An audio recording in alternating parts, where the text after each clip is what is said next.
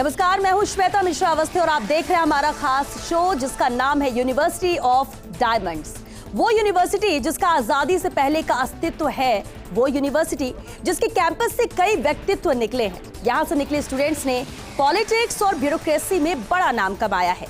चाहे वो प्रदेश हो, देश हो या दुनिया, हर जगह यहाँ से निकले हीरो ने मान बढ़ाया है। आज इसी राजस्थान विश्वविद्यालय की गोल्डन जुबली है।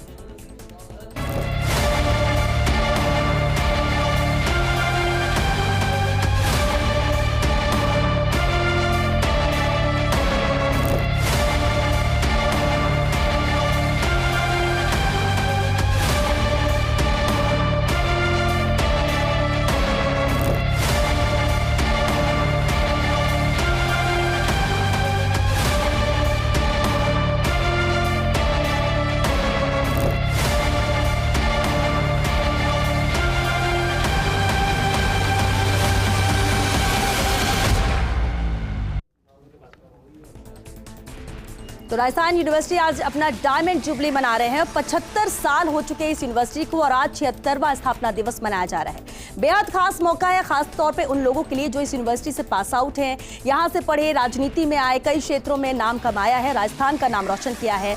और आज इस बेहद खास कार्यक्रम में बेहद खास मेहमान हमारे साथ हैं जो चर्चा करेंगे। कई अनकही बातें भी इनसे हम जानेंगे यूनिवर्सिटी को लेकर, उनके उस वक्त को लेकर जब स्टूडेंट्स थे और अब तब से अब में क्या अंतर वो पाते हैं, इस पर भी हम चर्चा करेंगे। चलिए सबसे पहले हमारे खास मेहमानों से आपको रूबरू करा देते हैं। हमारे साथ प्रोफेसर बीएल वर्मा जी हैं। सर, बहुत स्वागत है आपका। पूर्व vice chancellor Kota open university और लॉ प्रोफेसर हैं। इसके साथ ही जितेंद्र श्रीमाली जी हमारे बीच में मौजूद हैं, पूर्व छात्र संघ अध्यक्ष और वर्तमान में बीजेपी से पार्षद हैं। प्रणवेंद्र शर्मा जी भी हमारे साथ है। बहुत स्वागत है सर आपका भी। पूर्व छात्र संघ अध्यक्ष हैं, सीनियर अधिवक्ता हैं। अखिल शुक्ला जी हमारे बीच में हैं, पूर्व छात्र संघ अध्यक्ष और सीनियर अधिवक्ता हैं।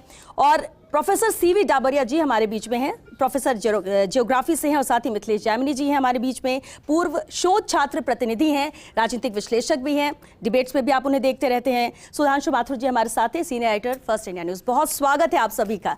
सर, आपसे ही शुरुआत करना चाहेंगे। प्रोफेसर बीएल वर्मा सर, एक लंबा वक्त है यूनिवर्सिटी का, बहुत सारे स्टूडेंट्स हैं जो निकल रहे हैं और इनमें से भी कई आपके स्टूडेंट्स भी होंगे। सर, उस वक्त की कुछ चीजें जरूर आपसे आना चाहेंगे। तब में अब में क्या फर्क आपको नजर आता है?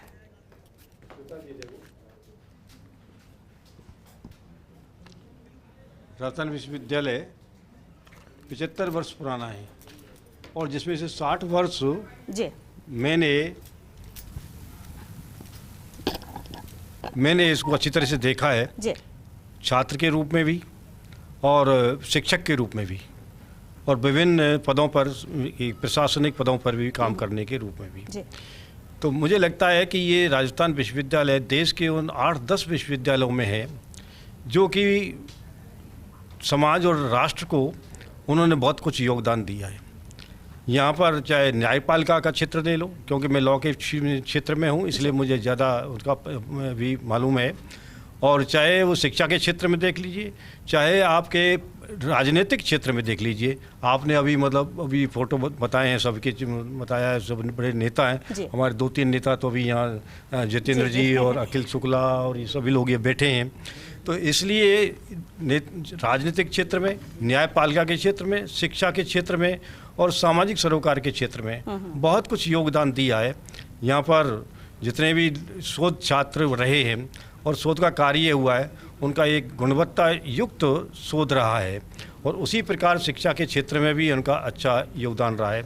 मैं समझता हूँ कि ये जो प्राइमरी यूनिवर्सिटी रही है, सबसे पुरानी यूनिवर्सिटी है, क्योंकि पहले एक ही यूनिवर्सिटी हुआ करती थी। इसके बाद और सभी डिसिप्लिन इसमें हुआ करते थे, चाहे एग्रीकल्चर हो, टेक्निकल हो, मेडिकल हो, और सभी क्षेत्रों में इसने काम किया, चाहे विधि का क्षेत्र हो। लेकिन अब इसके बाद धीरे धीरे इसमें थोड़ी अवनति हुई है, थोड़ा गिरावट तो आई है। और इसमें मैं समझता हूँ कि सरकार पूरा सहयोग दे रही है, राज्यपाल महोदय भी पूरा सहयोग दे रहे हैं। और उसकी ऑटोनॉमी को अभी तक अक्षुण्ण रखा है और कभी भी कोई इस प्रकार के ऑटोनॉमी पे कोई आघात नहीं पहुंचाया है। लेकिन अब धीरे धीरे क्योंकि फाइनेंशियल ऑटोनॉमी को थोड़ा कर्टेल किया है और फाइनेंशियल ऑटोनॉमी कर्टेल करने से क्या, रिसर्च और जो स्टडी का काम है, शिक्षा का काम है, वो थोड़ा सा एडवर्सली अफेक्टेड होता है और मैं समझता हूँ कि थोड़ा सा इसमें एक सुधार की ज़रूरत है। इसलिए ये यहाँ पर चाहे वो ऑटोनॉमी का मामला हो, जहाँ तक कुलपतियों का सवाल है, कुलपति अच्छे लोग रहे हैं यहाँ पर, एक दो को चार को छोड़ दीजिए जहाँ पर कि कोई कंट्रोवर्सी इस प्रकार से रही थी। लेकिन कुलपतियों में जो अपॉइंटमेंट है वो राजनीतिक हस्तक्षेप तो है ही है, और क्यों ना हो, ये तो सब जगह होना भी चाहिए, सब जगह पूरे देश में, पूरे वर्ल्ड में। और अगर इंडिया की हिस्ट्री भी लें तो कहीं न कहीं मतलब प्रशासनिक उसमें तो रहता ही है, राजनीतिक दबाव तो रहता ही है, लेकिन इसमें कुछ मूल्यों की ज़रूरत है। और वो मूल्यों में कितना इसकी अनुपालना हुई है वो एक लंबा विषय है, उसके बारे में हम बाद में बिल्कुल सर, बेहद अहम बात की। प्रणवेंद्र जी का रुख करना चाहेंगे सर। अभी के नहीं, हम बहुत सालों पहले आपको लेके चलते हैं, अध्यक्ष का चुनाव लड़ा आपने, अध्यक्ष भी बने आप। उस वक्त क्या महसूस होता था? उस वक्त चुनाव का कितना क्रेज होता था, छात्र संघ चुनाव का?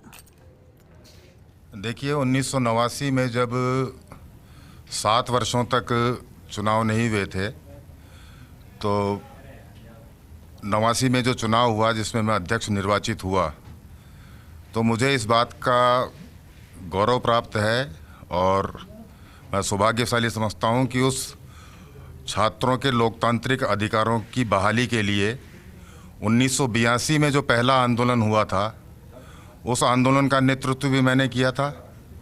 और 1988 से 89 के बीच में जो आखिरी आंदोलन हुआ था, उस आंदोलन का नेतृत्व करने का भी सौभाग्य अखिल भारतीय विद्यार्थी परिषद ने मुझे दिया था जी।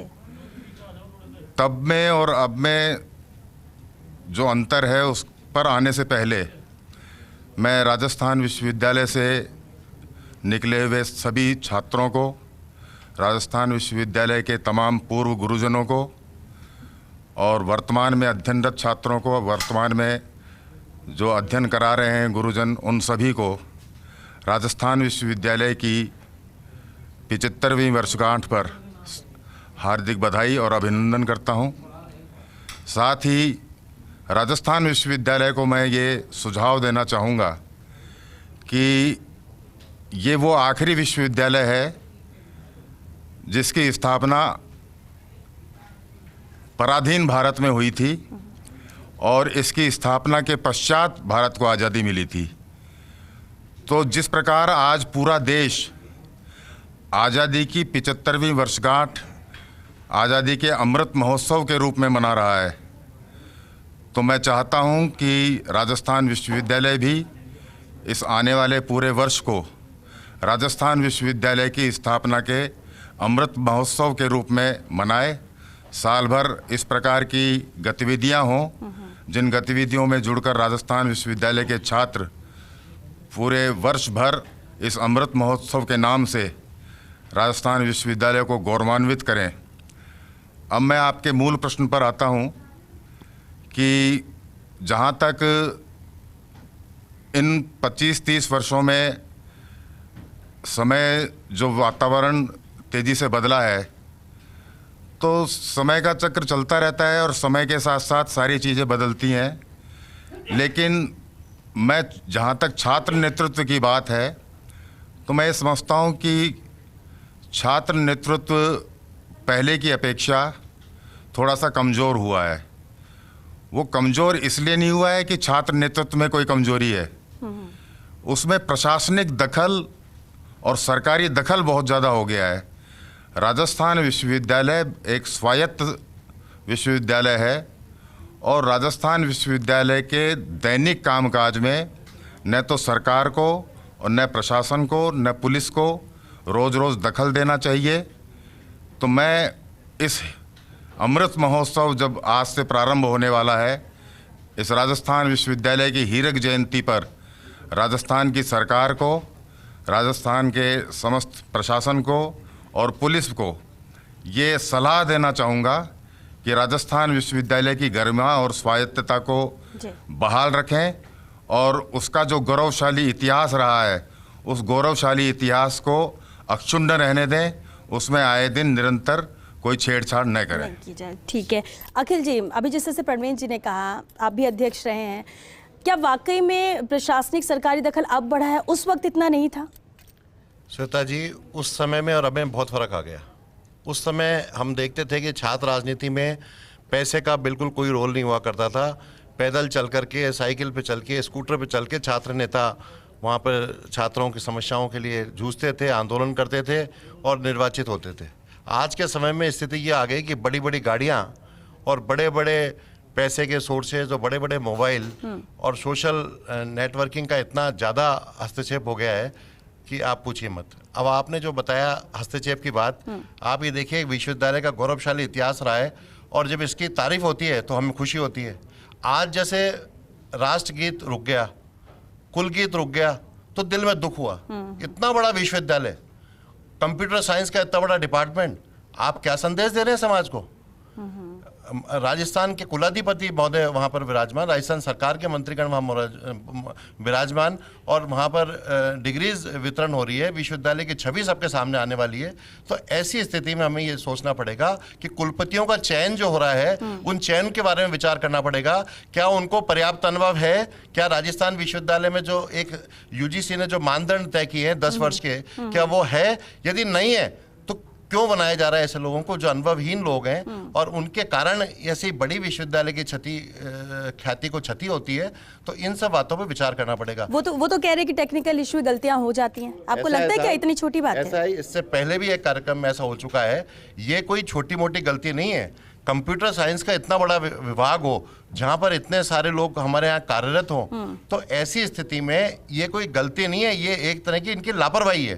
तो लापरवाही पहले भी ऐसा हुई, उसमें भी इन्होंने जिम्मेदारी तय नहीं की। इसके पीछे मैं स्पष्ट कारण मानता हूँ कि पहले के समय में जो कुलपति हुआ करते थे उनका स्तर बहुत बड़ा हुआ करता था और स्थिति ये हुआ करती थी कि माननीय मुख्यमंत्री भी जो है उनसे बड़ा विचार करके बात करते थे, सम्मान से बात किया करते थे।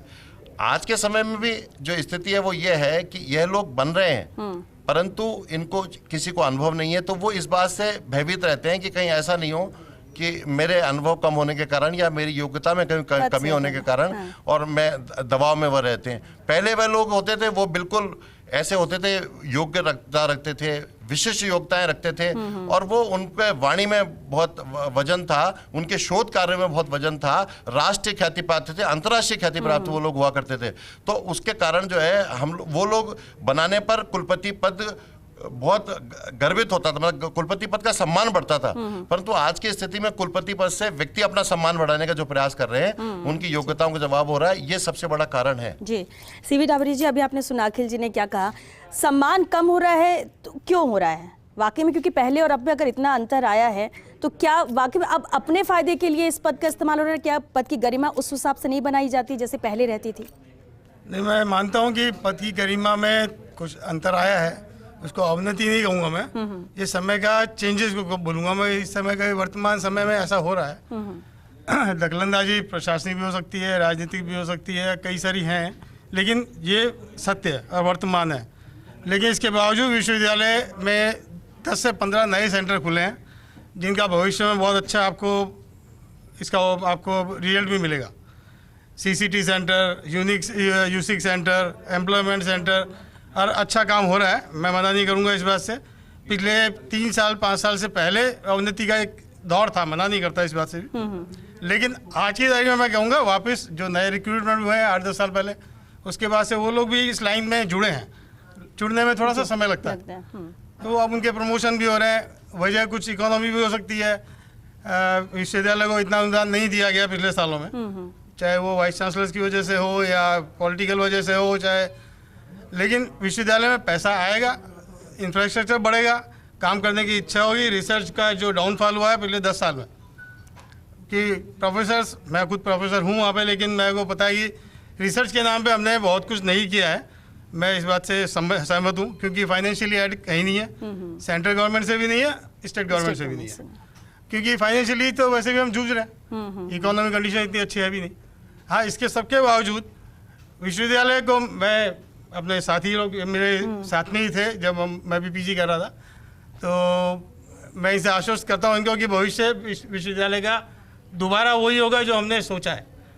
हम इसको वापस पराकाष्ठा पर ले जाने की पूरी कोशिश कर रहे हैं। बिल्कुल बिल्कुल सर, ये एक अच्छी बात है और उम्मीद भी यही की जाती। सुधांशु जी, हम पहले अब में बात तो कर रहे हैं कि कितना डिफरेंस आया है, कोई चीज़ बहुत बेहतर हुई है, किसी चीज़ में गिरावट है, उसको अच्छा करने की कोशिश की जा रही है, लेकिन आपके वक्त के, आपके दौर की विश्वविद्यालय की कोई ऐसी बातें जो आज भी जब याद आते हैं तो चेहरे पर मुस्कुराहट आती है? नहीं, बिल्कुल सही कह रहे हैं हम। देखिए, किसी भी शिक्षण संस्थान की प्रसिद्धि या उसका वो कितना महान रहा, उसका पैमाना क्या है? उसका पैमाना ये होता है कि अगर कोई पूर्व छात्र ये कहे कि मुझे गर्व है कि मैं राजस्थान यूनिवर्सिटी से पास आउट हूँ, तो मैं भी राजस्थान यूनिवर्सिटी का स्टूडेंट रहा, तो मैं भी गर्व से कहता हूँ कि मैं राजस्थान यूनिवर्सिटी का स्टूडेंट रहा। आज मैं जिस भी मुकाम पे हूँ, पत्रकारिता के मुकाम में हूँ, उसमें कहीं ना कहीं जो है राजस्थान विश्वविद्यालय से जो मैंने शिक्षा ग्रहण की उसका महत्वपूर्ण योगदान है। रही बात इसकी कि विश्वविद्यालय में कई फेज़ आए, इसमें कोई डाउट नहीं है। जैसे कि हमारे साल भर के अंदर कई सारे मौसम की ऋतुएँ आती हैं, उसी तरह से राजस्थान यूनिवर्सिटी ने भी कई ऋतुएँ देखी। एक दौर था जब राजस्थान यूनिवर्सिटी के वाइस चांसलर से मिलने के लिए प्रदेश के मुख्यमंत्री समय मांगा करते थे। यह राजस्थान विश्वविद्यालय के कुलपति की गरिमा थी। कई सारे ऐसे उदाहरण हैं कि मुख्यमंत्री परिसर में आए लेकिन वाइस चांसलर ने मना कर दिया। ऐसा भी हुआ ऐसा है? हुआ है, ठीक है। और लॉ कॉलेज का एक उदाहरण है कि लॉ कॉलेज में एक फंक्शन था, लॉ कॉलेज ग्राउंड पे मुख्यमंत्री वहां पर आए और वीसी सेक्रेटरीट में वीसी बैठे। वीसी प्रोटोकॉल में आने चाहिए थे, लेकिन प्रोटोकॉल उनका नहीं लगता मुख्यमंत्री के साथ, वीसी का प्रोटोकॉल लगता कुलाधिपति के साथ। वो नहीं आए। उन्होंने कहा, मुख्यमंत्री ने पूछा कि भाई वाइस चांसलर कहाँ है? उन्होंने कहा सब वीसी सेक्रेटरीट में। भाई आए नहीं, सब बिजी है, नहीं आए वाइस चांसलर मिलने। तो ये गरिमा थी इस राजस्थान यूनिवर्सिटी के। मैं आपको कुछ इतिहास बता रहा हूँ, हालांकि BL वर्मा सर बैठे हैं, हम सबके संरक्षक के तौर पर सर रहे, हमने बहुत कुछ सर से सीखा। तो हमने जो उदाहरण हमने देखे या सुने, मैं आपको उसका जिक्र कर रहा हूँ। राजस्थान यूनिवर्सिटी का एक समय एडमिशन लेने के लिए लोग कहाँ से अप्रोच लगाते थे। आज इतने सारे छात्र संघ अध्यक्ष बैठे, आप इनसे ईमानदारी से पूछिए कि जब ये छात्र संघ अध्यक्ष थे तो कितने लोग इनको अप्रोच करते थे कि यार हमारे बच्चे का एडमिशन करा दीजिए। तो राजस्थान यूनिवर्सिटी की गरिमा थी। लोग दिल्ली से, अलग अलग शहरों से फोन कराते थे, लेकिन एडमिशन तब होता था कि जब आप उसकी पात्रता पूरी करते थे। 19-20 हो सकता है, लेकिन कभी भी राजस्थान यूनिवर्सिटी में 10-20 नहीं हुआ। लेकिन कुछ राजनीतिक कारण कहिए या कोई दूसरे अन्य कारण की है कि थोड़ी सी प्रतिष्ठा गिरी। ये वही राजस्थान विश्वविद्यालय है कि जिसमें एंटी करप्शन ने जो है वो छापा मारा, कई सारे प्रोफेसर और कई सारे कर्मचारी पकड़ में आए, प्री पीजी घोटाला यहाँ पर खुला, ठीक है। विधानसभा जो है वो कई दिन तक नहीं चली, इतना विधानसभा में हंगामा हुआ। लेकिन जैसे समय का चक्र चलता है, समय फिर अपना आप को बलवान करता है, इतिहास फिर अपना आप को दोहराता है। मुझे लगता है कि राजस्थान विश्वविद्यालय एक बार फिर उस काल में की तरफ बढ़ रहा है कि जिसमें आज के पढ़ने वाले छात्र ये फिर से कहेंगे कि हम राजस्थान विश्वविद्यालय के छात्र हैं और हमें इस पर गर्व है। तो मुझे लगता है कि फेजेस आते हैं, 75 साल का समय कम नहीं होता है। देश की आज़ादी के साथ अगर एक संस्थान इतना बड़ा हो गया तो देश में भी कई फेज आए। हमने सारे फेज देखे देश में। तो राजस्थान विश्वविद्यालय के बींगे छात्र, हाँ, मुझे दूसरा गौरव ये मिला कि मैंने यहीं से पढ़ाई की और यहीं पे मैंने पत्रकारिता करी। मैंने करीब 15 साल विश्वविद्यालय की पत्रकारिता करी और मैंने विश्वविद्यालय को बहुत करीब से देखा। एक स्टूडेंट की तरह शायद नहीं देखा होगा, उससे ज़्यादा एक पत्रकार की तरह देखा। यहाँ पर अगर कोई पत्रकार है तो वो शिक्षक से भी सीख सकता है, यहाँ पर छात्र से भी सीख सकता है। सीखने की इतनी विपुल संभावना है कि मैं उसको मतलब कंपैरिजन नहीं कर सकता हूँ। जी बिल्कुल, बेहद अहम बातें कही आपने। जितेंद्र श्रीमाली जी, अभी जैसा कि अध्यक्ष को लेकर बात हो रही थी, बड़ी सिफारिशें भी आती थी एडमिशन को लेकर, तो सिफारिशें तो बहुत आती हैं, काबिलियत को भी ध्यान में रखकर अध्यक्ष के लिए कैसा रहता था वो वक्त? क्या वाकई में इतना ज़्यादा पावर था? देखिए, बिल्कुल सही है कि पहले विश्वविद्यालय का जिस प्रकार का स्तर है, और मैं कह रहा हूँ कि जो भी अपन फोटो दिखा रहे हैं जो राजनेताओं की, यहाँ केवल राजनेता ही नहीं, बहुत सारे ब्यूरोक्रेट्स और यहाँ तक कि राजस्थान हाई कोर्ट के अंदर और सुप्रीम कोर्ट के अंदर भी जो जजेज हैं वो अपने हमारे इसी राजस्थान विश्वविद्यालय के छात्र रह करके निकले हैं। और वास्तव बड़ी गरिमापूर्ण इसका इतिहास रहा है। परंतु धीरे धीरे जिस प्रकार से उस समय क्या अपन देखे राजस्थान विश्वविद्यालय छात्र, मैं खुद इस बात का उदाहरण हूँ कि जब मैं विश्वविद्यालय छात्र संघ का चुनाव मैंने लड़ा 93 नवंबर 93 के अंदर, तो केवल और केवल 1.5 लाख रुपया मैंने अपने खर्च किया था और 1.5 लाख रुपए के अंदर चुनाव लड़ लिया था। परंतु आज जिस प्रकार के देखें और जिस प्रकार का आज जो छात्र संघ अध्यक्ष का चुनाव लड़ने वाले जो छात्र नेता हैं, उनके पास बहुत भारी भरकम उसका लवाजमा रहता है और नेतृत्व के नाम पर जो जिस प्रकार से पहले नेतृत्व करने के एक वो ट्रेनिंग का एक सेंटर था, ये विश्वविद्यालय से राजनीति के अंदर जाने वाले लोगों का एक ट्रेनिंग सेंटर के रूप में राजनीति होती थी, पर वो धीरे धीरे गिर रहा है क्योंकि इसके पीछे ये जो लिंग 2 कमेटी की रिपोर्ट है और उसके कारण से चुनावों के पूरी प्रक्रिया को जो बंदिश बनाने की कोशिश की गई, रोकने की कोशिश की गई, इसके कारण से नेतृत्व के अंदर निरंतर गिरावट आ रही है। परंतु फिर भी अगर हम देखें कि आज हम जो शुरू से हम मांग उस समय भी करते आए थे, आज भी हम करते हैं, और आज भी इस चैनल के माध्यम से सबसे पहले धन्यवाद देता हूं इस चैनल को, इन्होंने इस विषय को उठाया कि हम ये चाहते हैं कि आज विश्वविद्यालय को हम सेंट्रल यूनिवर्सिटी का जो दर्जा देना चाह रहे थे, उस सेंट्रल यूनिवर्सिटी का दर्जा अगर मिलता है तो राज्य सरकार और केंद्र सरकार के द्वारा मिलने वाला जो अनुदान है, जैसा भी गुरुजी बता रहे थे कि हमारे पास बिल्कुल बजट नहीं है, वो बजट की जो सबसे बड़ी समस्या है, वो बजट की समस्या को दूर किया जा सकता है। चलिए एक लास्ट कमेंट भी जरूर लेना चाहेंगे मिथिलेश जैमिनी जी।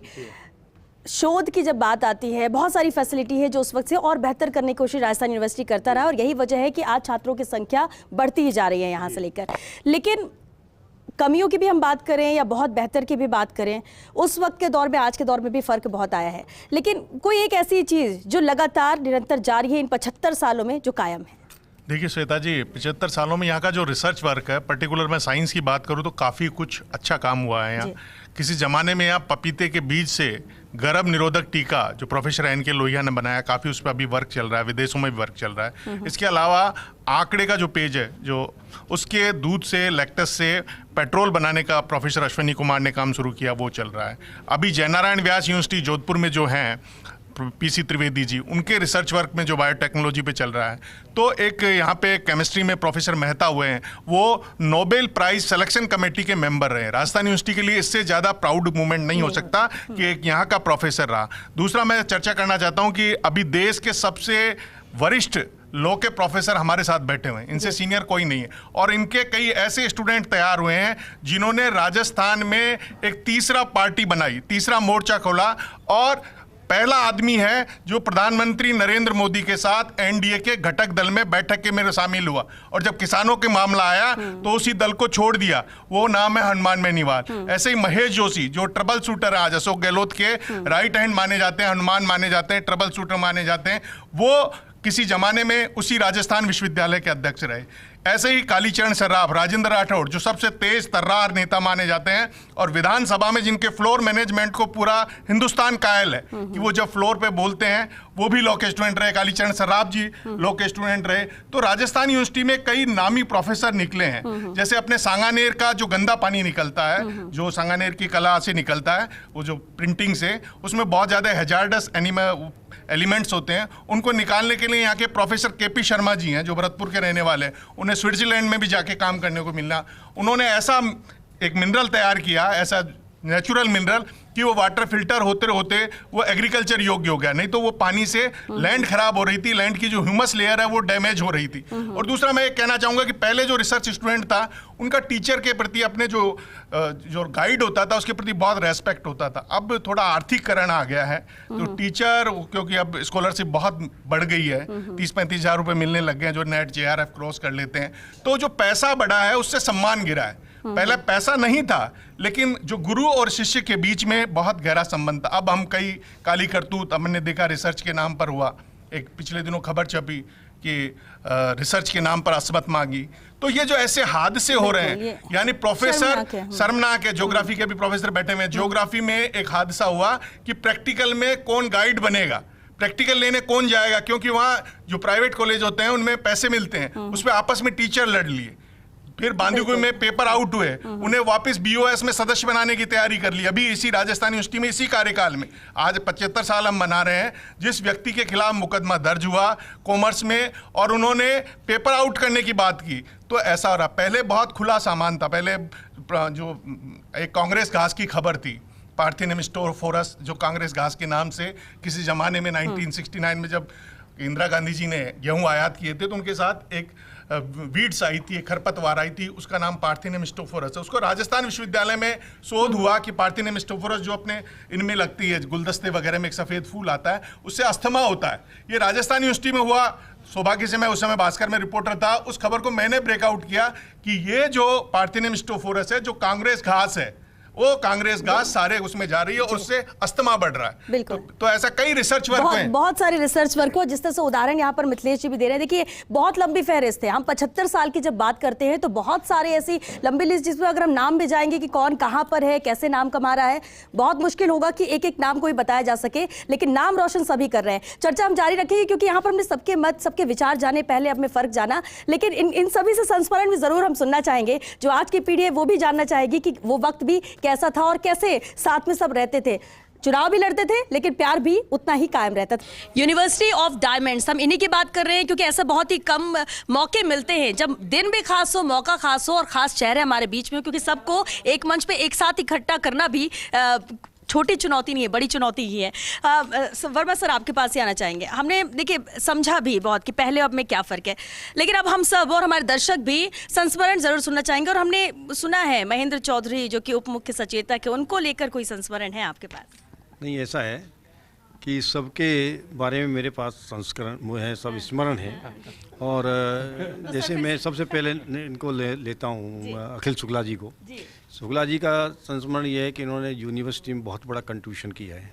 और वो जो आज जो इवनिंग लॉ कॉलेज है, that is self financing college, उस समय में प्रिंसिपल था। और उस समय ये था कि स्टूडेंट्स की बहुत डिमांड थी कि सब एडमिशन्स नहीं हो रहे हैं, तो सीट लिमिटेड हैं, बार काउंसिल की भी कोई रिक्वायरमेंट थी। इसलिए उन्होंने एक बहुत ही बड़ा एक अभियान छेड़ा कि सब यहाँ पर अब एक लॉ कॉलेज खुलना चाहिए, लेकिन वो सरकार का जो रिसोर्सेज है, सरकार का जो पैसा है, दैट वाज नॉट अवेलेबल। तो उन्होंने कहा, मैंने और इन्होंने बैठ के बात की कि भाई इसको सेल्फ फाइनेंसिंग किया जाए। यूनिवर्सिटी की हिस्ट्री में फर्स्ट टाइम एक प्रोफेशनल सेल्फ फाइनेंसिंग कॉलेज शायद इंडिया में ही मतलब पहली बार ये किया। ये अखिल शुक्ला जी की वो है, ये भूख हड़ताल में बैठ के जान क्या क्या इन्होंने किया। और साथ में विवेकानंद की जो मूर्ति लगवाई, वो अखिल शुक्ला जी के जो आज यूनिवर्सिटी में घुसते ही विवेकानंद की जो मूर्ति है, वो सब इन्हीं का कंट्रीब्यूशन है। तो अखिल शुक्ला जी का बहुत बड़ा कंट्रीब्यूशन यूनिवर्सिटी के मतलब गरिमा में मतलब बहुत पूछ रहा है। इधर ये जो है अपने जितेंद्र जी, क्योंकि इस समय जो चुनाव होते हैं उसका कॉन्स्टिट्यूशन मैंने ही बनाया था, उसका जो यूनियन का। और इसमें इनका भी बहुत बड़ा योगदान रहा है, क्यों इन्होंने किस प्रकार से बनाया है, किस में। तो ये सब इनका सब कंट्रीब्यूशन है। प्रणवेंद्र जी हैं, ये वो बहुत पुराने लीडर हैं, वो हमारे मतलब बहुत पुराने। तो इसलिए सब अब ये हनुमान बेनीवाल, महेंद्र चौथ, जब मैं क्या था एक सेंट्रल वो था प्रशासनिक समिति से डिसिप्लिन कमेटी थी, उसका मैं चेयरमैन था। तो कुछ गड़बड़ करते थे हनुमान बेनीवाल, तो मैंने कुछ एक्शन, कुछ कंप्लेंट आई तो एक्शन ले लिया। तो ये महेंद्र चौधरी इनको लेकर आए कि साहब ये गांव के हैं और इनको माफ़ करो, ये करो, ये करो। फिर मैंने कहा भाई ठीक है, ये माफ़ी मांग रहे हैं। तो महेंद्र चौधरी के कहने पर और इनको भी माफ़ भी किया। इधर कालीचरण जी बहुत हमारे बहुत बड़े नेता रहे हैं, इस समय बीजेपी में रहे हैं। और इनसे बड़ी प्रॉब्लम ये थी कि साहब ये स्टूडेंट्स के इसलिए डरते हैं कि स्टूडेंट्स की कोई डिमांड हो, जायज़ नाजायज़, तो मेरे से कहा करते थे साहब आप बताइए लॉ में क्या तो जायज़ है क्या नाजायज़ है। सब लीगल सब चीज़ें जैसे अनऑथराइज चीज़ होती है उसको रेगुलाइज कर देते हैं, आप इस प्रकार से करिए। तो स्टूडेंट्स की मतलब सब चाहे अनफेयर मीन्स का केस हो या किसी भी तरह का केस हो, उसको सबको लाया करते थे। राजेंद्र राठौड़ जी देखिए आप, राजेंद्र राठौड़ जी कैसे नेता थे कि ये इनके सामने जो चुनौती थी उसके साथ में रहते थे वो दूसरे लोग। और राजेंद्र राठौड़ मेरे को टेलीफोन करते हैं, गुरुजी मैं खुद लोगों को लेके आ रहा हूँ और आपको डिमांड नहीं माननी है, और चाहे हम बंदूक दिखाएं या कुछ भी करें, लेकिन आपको नहीं माननी है। और ये सब जितने भी कहेंगे और मैं भी प्रेशर करूंगा, लेकिन डिमांड नहीं माननी है, क्योंकि इनकी लीडरशिप अगर मान ली तो लीडरशिप चमक जाएगी, इसलिए इनको नहीं करना है। आप तो बिल्कुल मैं आपके साथ हूँ। तो इस प्रकार से राजेंद्र राठौड़, कालीचरण, जितेंद्र जी, अखिल शुक्ला जी, प्रणवेंद्र जी, ये सब महान दिग्गज रहे हैं।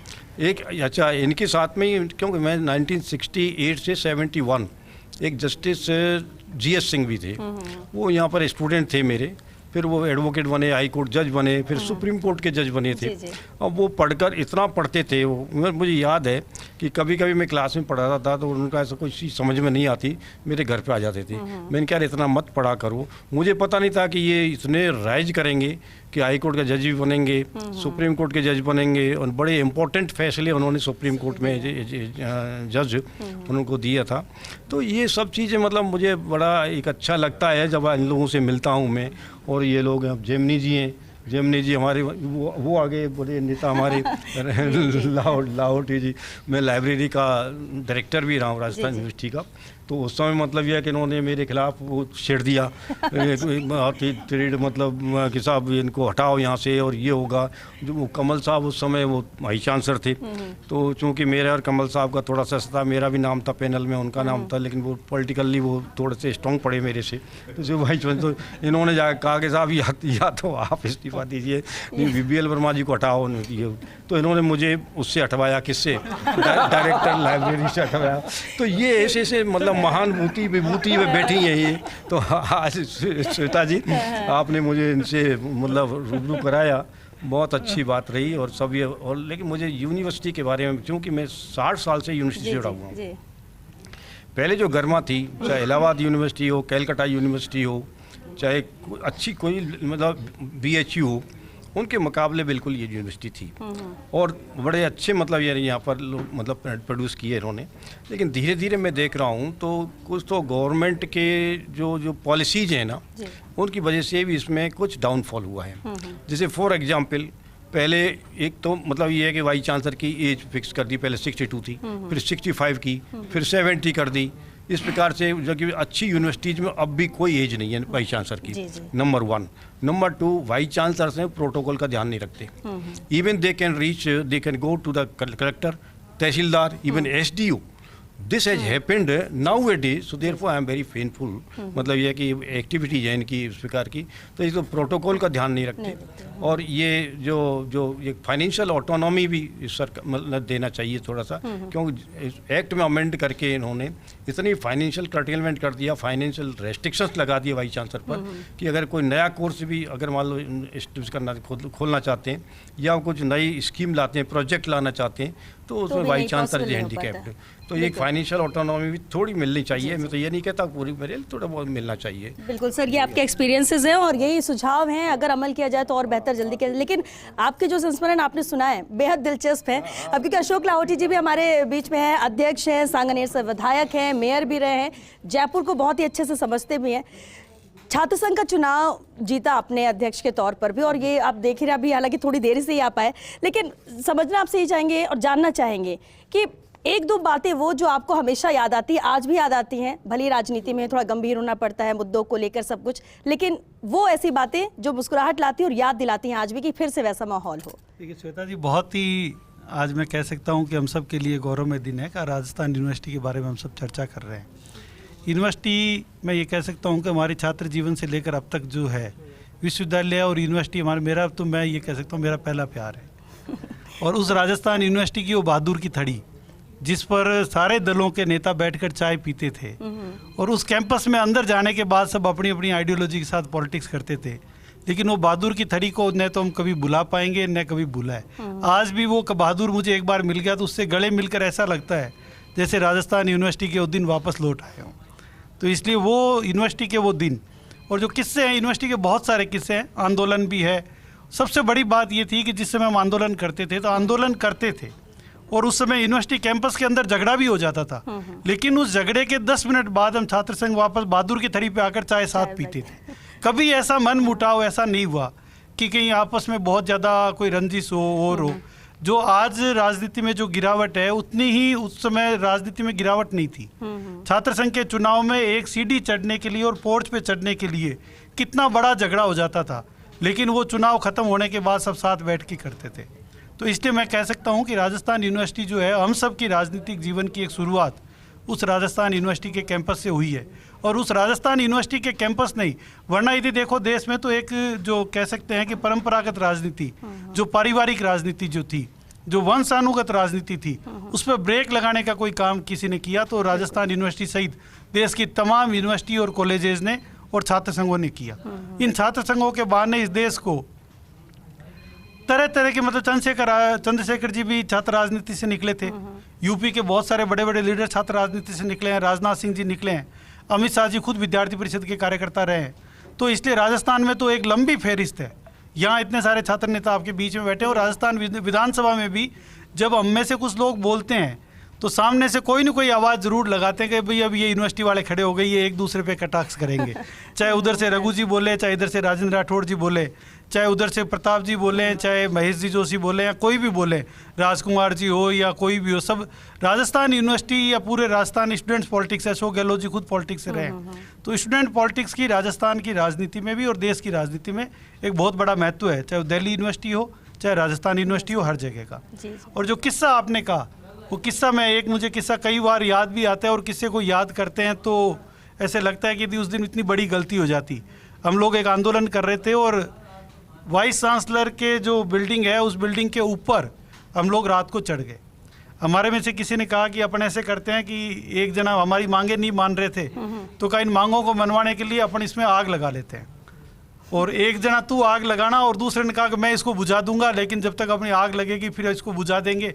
इस तरह की एक बेवकूफ़ी का हमने प्लान बना लिया। और जब हम वहाँ पर 10-15 स्टूडेंट्स ऊपर चढ़ गए, हमने वहाँ पर पेट्रोल भी साथ ले लिया, ऊपर चले गए, तो उस समय विद्यार्थी परिषद के संगठन मंत्री थे सुनील जी बंसल, जो आजकल उत्तर प्रदेश है। उनको जब रात को 3 बजे पता चला कि इस तरह की कोई प्लानिंग की है, तो वो रात को 3 बजे वहाँ आए, और उन्होंने आते ही एक थप्पड़, जो सबसे आगे स्टूडेंट था, मैं उसका अभी नाम तो नहीं बताऊंगा, जो छात्र नेता था, उनके लगाया, और बहुत ही मतलब एक बड़े भाई की तरह, और डांट के उन्होंने कहा, पता है तुमको ये पेट्रोल की लगी हुई आग कभी बुझती नहीं है, तुम आग लगाओगे जहाँ तक पेट्रोल उड़ना शुरू हो जाएगा पूरे शरीर में आग लग जाएगी। तो मैं समझता हूँ शायद उस दिन यदि वो नहीं बचाते तो कोई एक बड़ा हादसा राजस्थान विश्वविद्यालय के इतिहास में हम लोगों की मूर्खता से हो जाता। लेकिन उस समय एक छात्र राजनीति में एक आंदोलन का जुनून था। छात्र आंदोलन में 21 दिन तक जेल हम लोग काट कर आए। आज यदि एक दिन किसी को जेल हो जाती है तो वो बिल्कुल ऐसे बाहर हो जाता है, मैं जेल कैसे चला गया। ये 21 दिन तक केवल छात्र मुद्दों के आंदोलन के लिए जेल में रहे, और जेल की हवा खाने के बाद में राज्य सरकार ने समझौता किया, और समझौते के बाद हम लोग बाहर आए। इस तरह के आंदोलन भी राजस्थान यूनिवर्सिटी में हमने किए हैं। बिल्कुल, और बेहद ही दिलचस्प, और ये बात बिल्कुल वाकई में होता है, क्योंकि आज के वक्त में भी जोश और गुस्सा बहुत आता है, नेताओं को भी उतना पेशेंस नहीं है जितना पहले रहता था। एक लास्ट कमेंट ज़रूर आप सभी से हम चाहेंगे, क्योंकि वक्त भी खत्म हो रहा है। यूनिवर्सिटी के अध्यक्ष होने के बाद आज जब पीछे मुड़कर देखते हैं तो क्या पाते हैं? सबसे बड़ी बात यह है कि हमारे लोग जितने भी, भले हम अलग अलग विचारधारा के रहे हों, हमारा इसमें कोई फ़र्क नहीं पड़ा। हम लोगों की व्यक्तिगत मित्रता सब में रही। छात्र आंदोलनों में उस समय भले ही हम आपस में लड़ लिया करते, परंतु बाद में हम सब एक रहे। कई ऐसे उदाहरण हैं कि हम लोगों ने सिर्फ विश्वविद्यालय ही नहीं, एक बार कश्मीर में राष्ट्रीय ध्वज नहीं फहराने दिया था, तो हमने दूरदर्शन केंद्र पर यह प्लान किया कि पूरे देश में कैसे मैसेज जावे। तो हम सब लोगों ने दूरदर्शन केंद्र पे कब्जे का एक पूरा प्लान बनाया, और हम लोग कब्जा करने वहाँ पहुँच गए। और पहुँचने के बाद में वहाँ पर जो लोग थे जो पहले से वहाँ मौजूद थे, वहाँ भगदड़ सी मच गई। और मचने के बाद में, परंतु हमारा ये था कि हम राष्ट्र में एक मैसेज देवें कि कश्मीर हमारा है और कश्मीर में राष्ट्रीय ध्वज फहरना चाहिए। तो हम विद्यार्थी परिषद के सब कार्यकर्ता जब अंदर गए तो वहाँ पर जो भगदड़ मच गई, तो वहाँ के लोगों को हमने कन्विंस किया कि भाई हम कोई आतंकवादी नहीं है, हम राष्ट्रवादी लोग हैं, और हम एक अच्छे आंदोलन, तो वो लोग भी हमारे साथ हो गए। और ये एक ऐसा वातावरण रहा कि छात्र आंदोलनों में राष्ट्रीय स्तर के जो मुद्दे थे उन पे भी हम लोग किया करते थे। एक बात बताऊंगा कि यहाँ पर इंग्लिश जो विद्यार्थी, बाहर के विदेशी के विद्यार्थी हैं, वो भी यहाँ पढ़ने आते हैं। एक बार वो एक डेलीगेशन लेके मेरे पास आए छात्र संघ अध्यक्ष कार्यकाल में, और उसमें उनका विषय ये था कि भाई हिंदी जो है पास होना आवश्यक हुआ करता था। तो वो विदेशी छात्र ये कहें कि भाई हिंदी विषय जो है आप इसमें हम लोगों को परीक्षा नहीं देनी पड़े, ऐसी बात ज्ञापन लेके आए। तो मैंने उसमें पढ़ने के बाद में लिखा, हिंदी हमारी राष्ट्रभाषा है और हिंदी का विषय को किसी परिस्थिति में नहीं हटाया जाए। क्योंकि वो हिंदी जानते नहीं थे। अब वो ले जाकर के उन्होंने वाइस चांसलर को कहा कि सब छात्र संघ अध्यक्ष का भी है, तो वो बहुत जोर से हंसे। फिर वो विद्यार्थी सब वापस आए, तो फिर मैंने उनको समझाया कि भाई इस देश में हिंदी का महत्व है, हिंदी तो आपको पढ़ के जानी ही होगी। प्रवीण सर, एक लास्ट कमेंट जरूर चाहेंगे। मुझे एक संस्मरण याद आता है। 1990 में मेरे कार्यकाल के दौरान पूरे देश भर में एक बहुत बड़ा आंदोलन हुआ था, जब मंडल कमीशन की सिफारिशें स्वीकार की गई थी। तो सवर्ण जातियों का बहुत बड़ा आंदोलन हुआ, बहुत लोगों ने आत्मदाह किए। ऐसे समय में मुझ पर भी सवर्ण जातियों के छात्रों का एक बहुत बड़ा प्रेशर था कि मैं उनका नेतृत्व करूं। लेकिन चूंकि हम इस प्रकार के एक संगठन से निकले हैं जिसमें जातिवाद और इस पर क्षेत्रवाद पर हम लोगों ने कभी कोई निर्णय नहीं लिया, तो मैंने उस समय ये सोचा कि मुझे केवल सवर्ण जातियों के वोट नहीं मिले हैं, और मैं केवल सवर्ण जाति के छात्रों का ही अध्यक्ष नहीं हूँ, मैं पूरे राजस्थान विश्वविद्यालय छात्र संघ का अध्यक्ष हूँ। तो फिर हमने उस मंडल कमीशन वाले आंदोलन में ये तय किया कि हम दोनों ही प्रकार के जो छात्र हैं उनकी मदद करें। जो जेल में गए उनको बाहर निकलवाएं, कक्षाएं शुरू करवाएं। विश्वविद्यालय प्रशासन ने हॉस्टलों में ताले लगा दिए थे, ताले खुलवाए।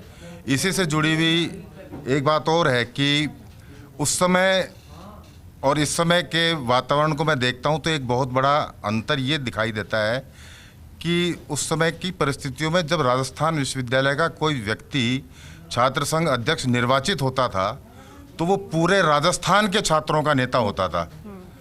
और आज अंतर ये हो गया है कि राजस्थान विश्वविद्यालय का कोई छात्र जब छात्र संघ अध्यक्ष बनता है तो पराजित होने वाला छात्र या दल जो है अगले दिन से ही उसके खिलाफ लग जाता है, जबकि हमारे समय में हारने वाले लोग भी उसको अपना नेता मानते थे। बिल्कुल, ये बड़ा फर्क है जो पहले और अब में आए हैं। सर क्या कहना चाहेंगे आज इस मौके पर? Last comment. मैं तो एजुकेशन के अंदर एक बड़ी एक चुनौती मानता हूँ कि हमारे यहाँ पे 60 साल में रिटायर होते हैं जनरली सारे टीचर। उनसे एक्सपेक्टेशन की जाती है कि 90 साल में रिटायर होने वाले अमेरिका के जो प्रोफेसर हैं जो 90 साल में भी नोबेल पुरस्कार लेते हैं, उनसे बराबरी की जाती है। यहाँ पे 60 साल में जो 5-7-10 साल रिसर्च कर पाता आदमी और उसके बाद में उससे नोबेल प्राइज मिल जाए, उसको एक्सपेक्टेशन की जाती है। लेकिन यहाँ पे वो इंफ्रास्ट्रक्चर नहीं है। और आप डिपार्टमेंट के अंदर जाइए, शायद ये वर्तमान इसको मैं डाउनफॉल ही कहूँगा इस समय का, लेकिन हाँ इसमें संभावनाएं बहुत है, नए कोर्सेज बहुत आए हैं। लेकिन इन सबको आप इंफ्रास्ट्रक्चर को बढ़िया करेंगे तो आप आगे बढ़ सकते हैं। बिल्कुल सुधांशु जी, गुरु शिष्य के रिश्ते बड़े ही मजबूत है और आज यहाँ पे नजर भी आ रहा है क्योंकि गुरु भी है, बाकी शिष्य भी है और गुरु से संस्मरण सुनने में तो मजा भी बहुत आता है। नहीं बिल्कुल सही है। तो कितना याद करते हैं उसको? नहीं, आपने तो अभी चंद संस्मरण सुने, लेकिन अगर मान लीजिए थोड़ी देर और हमारे पास समय हो तो आप सबसे जो है एक से एक बढ़िया संस्मरण सुन सकते हैं। मजबूरी है कि वक्त नहीं। लेकिन कुल मिला के ये है कि शिक्षण संस्थान है, 75 साल पूरे हो चुके हैं।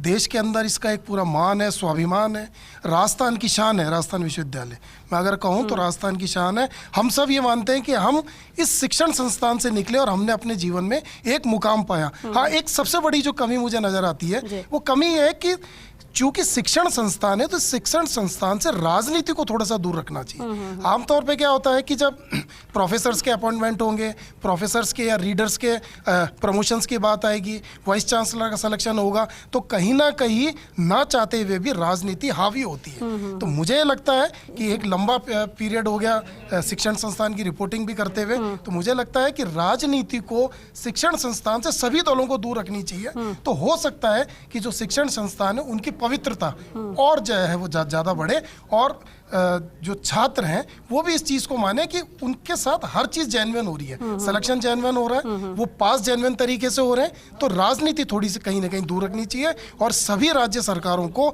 इस पे मेरा व्यक्तिगत ख्याल है कि इनको पुनर्विचार करना चाहिए। बिल्कुल, अब क्योंकि इतने खास मेहमान हैं और इतने अच्छे संस्मरण कि मन ही नहीं हो रहा है कि इस शो को खत्म किया जाए क्योंकि वक्त की पाबंदी। इसलिए बहुत शुक्रिया आप सभी का इस खास कार्यक्रम में शामिल होने के लिए और इसे और खास बनाने के लिए। देखिए इतना तो है कि अगर 76वां स्थापना दिवस मनाया जा रहा है और इसके बाद हम जब पिछले 75 साल देखते हैं तो बहुत लंबा इतिहास है, बहुत कुछ सीखने को मिल रहा है। लेकिन गुरु शिष्य के जो रिश्ते उस वक्त थे, जिस तरह की राजनीति उस वक्त थी, वो कहीं ना कहीं उसकी कमी आज महसूस होती है और वो वापस वैसा वक्त आ जाए तो इससे खूबसूरत पल तो हो ही नहीं सकता, ना वहाँ के स्टूडेंट्स के लिए, ना आने वाली नई पीढ़ी के लिए। तो उम्मीद यही करते हैं कि सब कुछ बेहतर हो और जो थोड़ी बहुत कलियाँ कहते हैं ना कि कहीं ना कहीं ब्लैक साइड होता है चीज़ों का, वो निकल कर आता है, लेकिन उसे भी ठीक करने की कोशिश की जाए तो राजस्थान यूनिवर्सिटी से बेस्ट कोई हो ही नहीं सकता, कोई यूनिवर्सिटी नहीं हो सकती। चलिए इसी के साथ हमें दीजिए इजाज़त। नमस्कार।